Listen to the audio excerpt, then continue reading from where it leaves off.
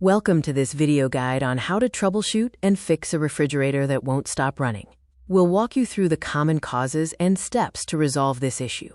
A refrigerator works as a heat transfer system. The compressor runs to remove heat from inside the cabinet and stops once the interior reaches the set temperature.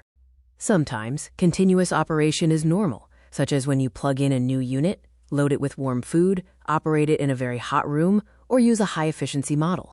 If your door seal is damaged or worn, warm air leaks into the cabinet. The refrigerator must then work harder and longer to remove this constant influx of extra heat. Excessive loads, like hot food, force the compressor to run longer. Also, keep your settings correct: 4 degrees Celsius for the fridge and -18 for the freezer.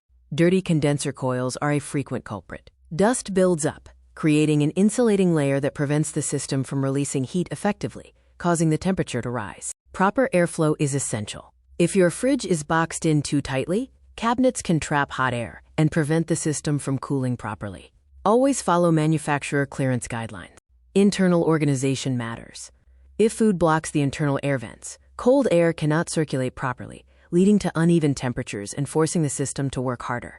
If the evaporator coils are blocked by heavy ice buildup, heat transfer fails. This obstruction prevents proper cooling, which causes the fan and compressor to run constantly. Sometimes the control board receives faulty data. If a thermistor sensor malfunctions and incorrectly signals that the fridge is warm, the system will never stop cooling.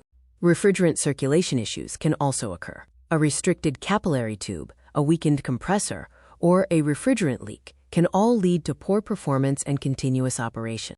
Remember, refrigerators do not consume refrigerant. If the gas is low, there is a leak that must be professionally identified and repaired. Never just add more gas.